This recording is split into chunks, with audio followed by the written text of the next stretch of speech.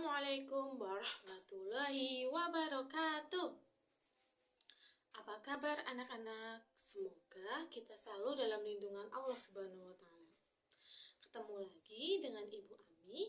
Di sini kita akan belajar dengan pelajaran agama Islam, pembelajaran ke-7 dengan tema Mari Mengenal Rasul Allah. Sebelum kita memulai pelajaran, lebih baik kita berdoa terlebih dahulu ya. Berdoa dimulai. Rabbi zidni ilman warzuqni fahman, amin. Baik, yang pertama kita akan memahami terlebih dahulu apa itu makna Rasul Allah. Rasul adalah utusan, sedangkan Rasulullah adalah utusan Allah Subhanahu wa taala, yaitu orang yang menerima wahyu dan berkewajiban untuk menyebarkannya kepada umat manusia. Jadi Rasulullah itu bukan manusia super yang kita kira ya.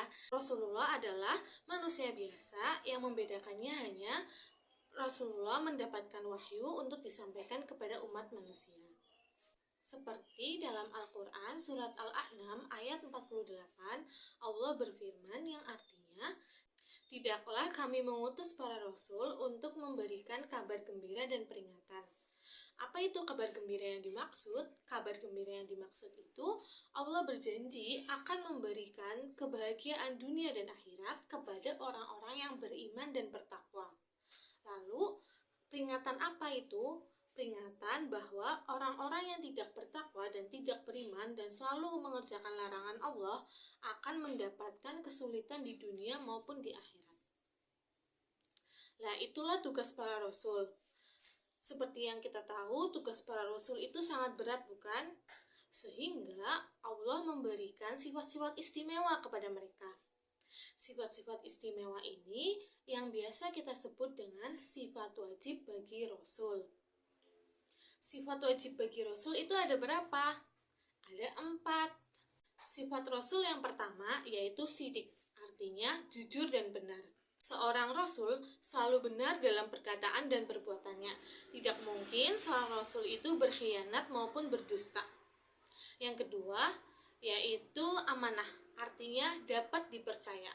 Seorang rasul mustahil dia berkhianat.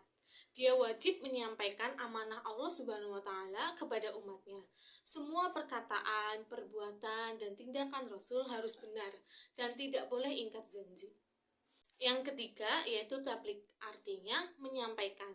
Seorang rasul harus menyampaikan pesan Allah kepada kaumnya, walaupun pesan itu dirasa sangat sulit atau dianggap membahayakan.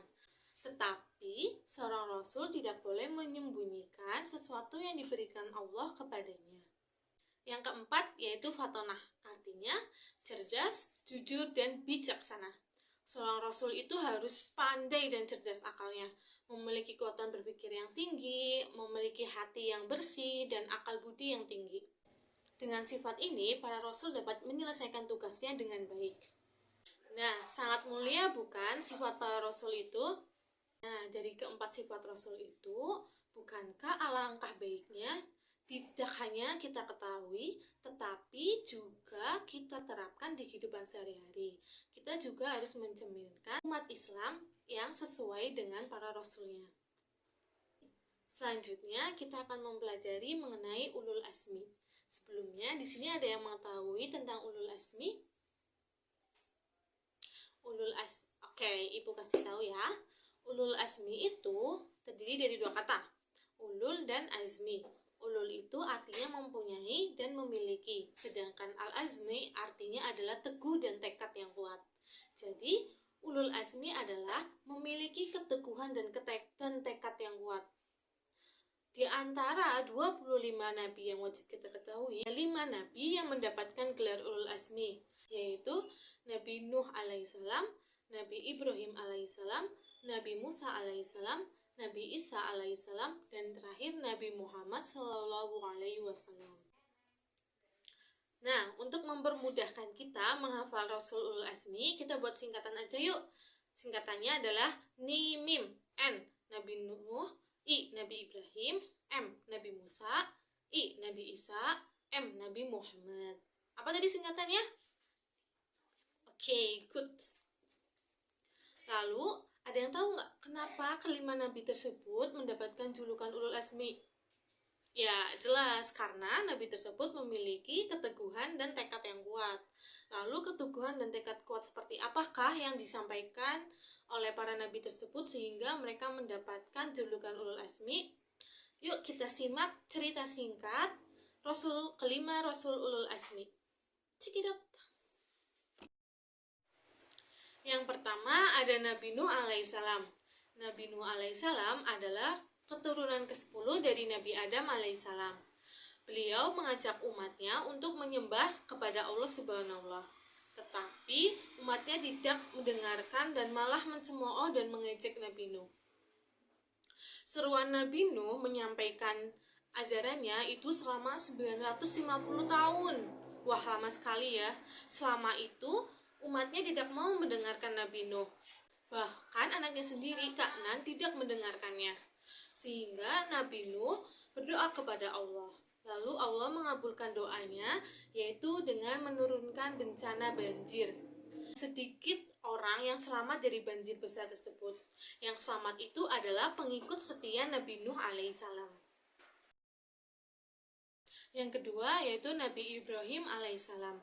Nabi Ibrahim adalah anak tukang azar pembuat patung-patung untuk dijadikan sesembahan atau yang kita ketahui dengan sebutan berhala. Nabi Ibrahim hidup pada zaman Raja Namrud yang zalim, musyrik dan juga kufur. Nabi Ibrahim mengajak Raja Namrud beserta kaumnya untuk menyembah Allah, tetapi mereka semua menolaknya. Nabi Ibrahim telah melakukan banyak hal untuk mengajak Raja Namrud dan juga kaumnya menyembahnya untuk beriman kepada Allah.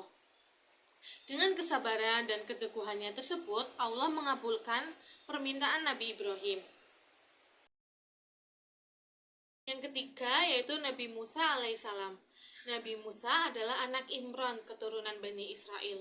Dia hidup pada masa Raja Fir'aun yang sangat zalim, mengaku dirinya sebagai Tuhan. Siapa yang tidak mau menuhankannya, maka orang tersebut akan dibunuh.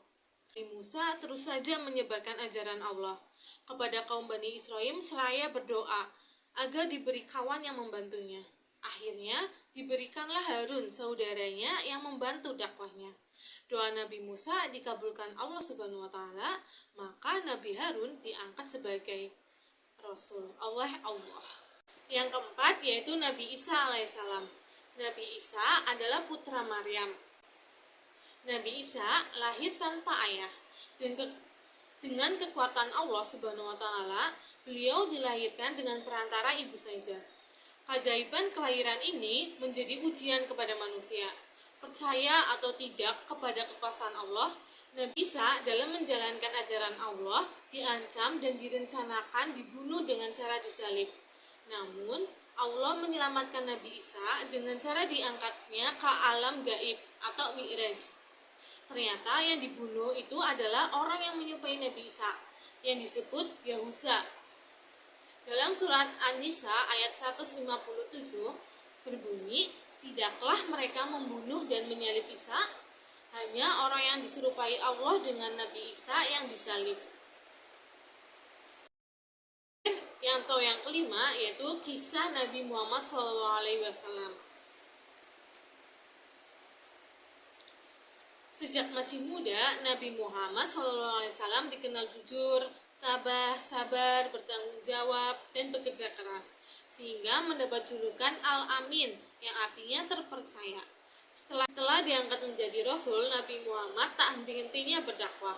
Beliau mengajak para kaumnya untuk menyembah Allah dan meninggalkan kemusyrikan, yaitu menyembah terhadap berhala. Dalam menyiarkan agama Allah, Nabi Muhammad sering dihadang, diancam untuk dibunuh oleh kaum Quraisy. Abu Jahal adalah orang yang paling membencinya. Pernah ketika Nabi Muhammad sedang beribadah, Abu Jahal dan komplotannya dengan sengaja mengotori Nabi Muhammad dengan najis. Namun, Nabi tetap hanya berdoa kepada Allah, "Tuhan, kepada Engkau aku menyerahkan kaum Quraisy." Dari peristiwa tersebut, Nabi Muhammad bukanlah sosok yang pendendam. tidak membalas kejahatan Abu Jahal dan kawan-kawannya. Cukup dengan menyerahkan persoalannya kepada Allah, yaitu dengan cara berdoa. Selain jujur dan pemaaf, Nabi Muhammad sangatlah sayang kepada anak yatim. Nabi pernah mengatakan, barang siapa yang memelihara dan mengasuh anak yatim dengan sebaik-baiknya, kelak mereka akan masuk surga dan tempatnya berdekatan denganku.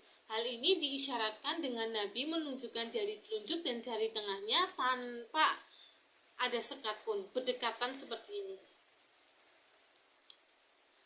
Begitulah kepedulian Nabi Muhammad SAW kepada umatnya. Rasul terakhir adalah Nabi Muhammad SAW. Sebagai penutup, maka seringkali disebut sebagai Khatamul Anbiya, atau yang artinya penutup atau penghabisan para Nabi dan Rasul. Setelah kita mendengarkan kisah-kisah singkat para Rasul Ulul Azmi, kita dapat mengetahui bahwa Rasul Ulul Azmi adalah Rasul yang paling banyak mendapatkan tantangan, paling banyak penderitaan, akan tetapi mereka tetap teguh, tabah, dan sabar, dan berjuang menyampaikan pesan Allah Subhanahu wa Ta'ala kepada umat manusia. Kita juga sebagai umat manusia, atau kita sebagai pelajar, juga harus memiliki sifat yang teguh. Kita juga harus mengamalkan sifat-sifat para Rasul tersebut dengan cara teguh dan sabar dalam belajar, teguh dan sabar dalam beribadah, teguh dan sabar dalam mengerjakan tugas-tugas sekolah, teguh dan sabar dalam mematuhi orang tua, teguh dan sabar dalam pergaulan, tidak cepat marah, teguh dan sabar dalam mematuhi peraturan, baik peraturan di rumah, di sekolah, maupun di tempat tinggal,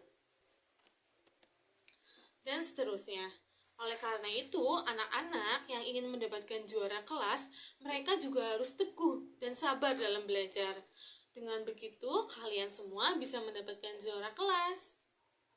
Setelah kita mempelajari Rasulullah Azmi, di sini ada 9 pertanyaan. Silahkan dijawab untuk evaluasi diri kita, apakah yang tadi kita pelajari kita dapat mendengarkannya dengan baik. Oke? Sekian yang bisa Ibu sampaikan. Semoga apa yang telah kita pelajari pada hari ini mendapatkan keberkahan dari Allah Subhanahu wa Ta'ala. Sekian, wabillahi taufiq wal hidayah. Wassalamualaikum warahmatullahi wabarakatuh.